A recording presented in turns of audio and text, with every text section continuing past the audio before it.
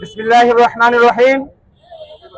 আসসালামু আলাইকুম ওয়া রাহমাতুল্লাহ। আমি মোহাম্মদ শাহ আলম, লালবাগ বিরিয়ানি হাউসের ওনার।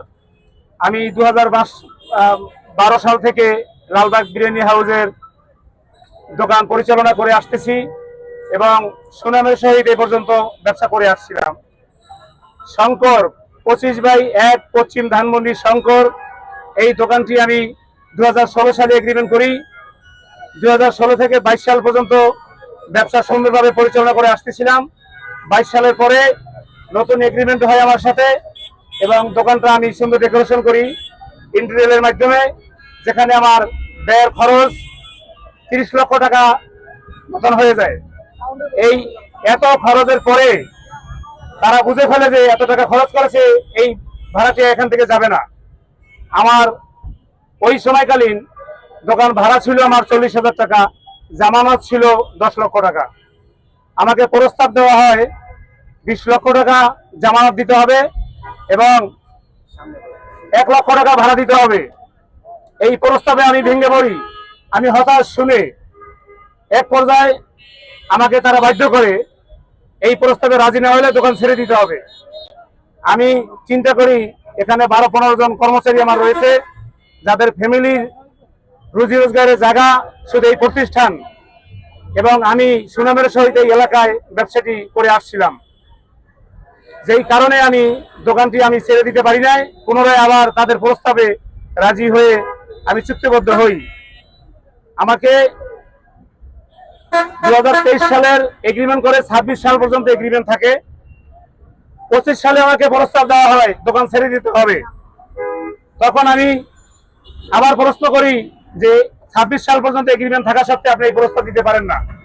সে বলে আমাকে 3 মাসের নোটিশ দেওয়ার অপশন রয়েছে, আমি চাইলে তোমাকে উঠিয়ে দিতে পারি। আমি বললাম এটা তো অমানবিক হয়, এতদিন ব্যবসা করে আসছি, এই কাজটা আমার সাথে করবেন। এক পর্যায়ে সে প্রস্তাবের মাধ্যমে 1,30,000 টাকা ভাড়া দাবি করে, 26 লক্ষ টাকা অ্যাডভান্স দাবি করে। এ পর্যায়ে অনেকদিন আমার সাথে আলোচনা হয়। শেষ পর্যায়ে আমাকে এটাও বাধ্য করে এই এগ্রিমেন্টের মধ্যে দিতে। তারা তো এই প্রস্তাব দিয়েছে।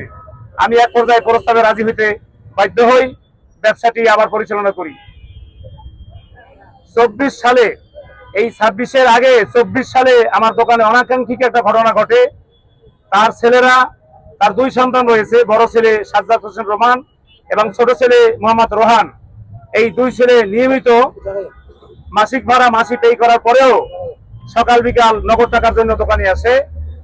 আমি সাধ্যের মধ্যে থাকা সেই অ্যামাউন্ট গুলো তাকে দেই। যখন এই সাধ্যের বাইরে বড় অ্যামাউন্ট চায়, 20,000 30,000, ওই টাকা দিতে অস্বীকার করলে তখন আমাকে গালমন্দ করা হয়, ম্যানেজার থেকে মারধর করে এবং যত খারাপ আচরণ সে ওই সময় করে এবং সে মানসিক টর্চার থেকে নিয়ে শারীরিক টর্চার পর্যন্ত করেছে। ওই 24 সালে একটা ঘটনা, আমার ম্যানেজারকে টাকা দিতে অস্বীকার করলে সে দোকানে ফিরে আসে, ক্যাশে গিয়ে ম্যানেজারকে মারধর করে এবং তার জামা ছিঁড়ে দেয় এবং মেরে আহত করে। এক পর্যায়ে ধারালো ছড়া নিয়ে আসে, সে জানের ভয়ে সে দোকান থেকে পালিয়ে চলে যায়। এরকম ছোটখাটো অনেক ঘটনা ঘটেছে। সাধারণ কিছু ঘটনা আমি সহজে বলে যাই, এত কথা বলার সুযোগ হয় না।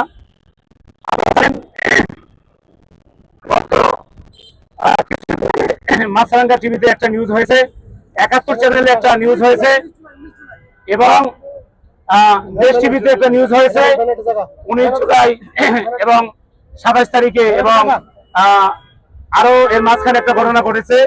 আমি সব ঘটনার ফুটেজ আমার কাছে রয়েছে এবং এই নিউজে আপনারা দেখতে পাবেন।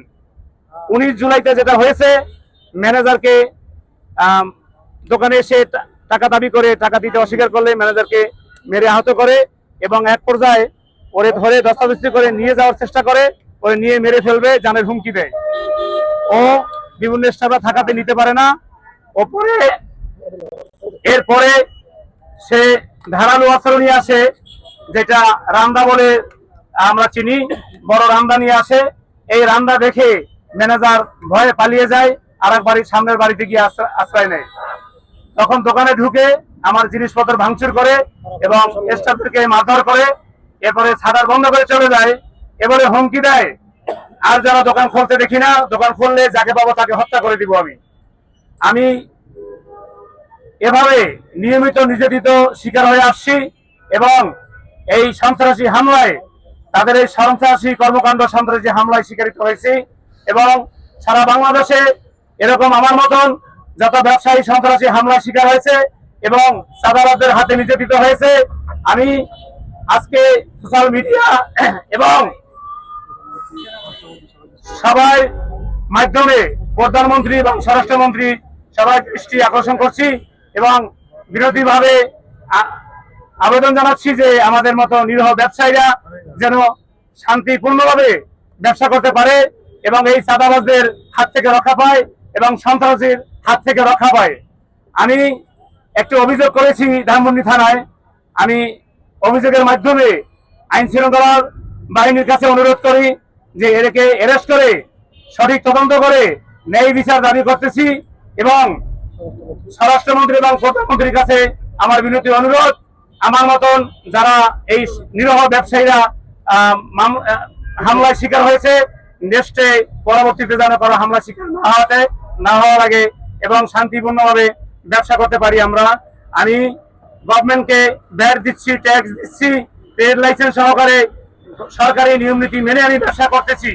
এরপরও আমি বিভিন্ন হামলা শিকার, আমার মতন এরকম হাজারো ব্যবসায়ীর হামলা শিকার হয়েছে, সোশ্যাল মিডিয়া দেখেছি, আপনারা দেখেছেন। আমি আজকে আপনাদের মাধ্যমে আপনাদের অনুরোধ করবো যে আপনাদের এই নিউজটা যেন সরকারের কাছে পৌঁছায় এবং সরকার সুদৃষ্টি রাখে। এই বলে আমার বক্তব্য শেষ করছি। আল্লাহ হাফেজ, ধন্যবাদ সকলকে। সালাম আলাইকুম।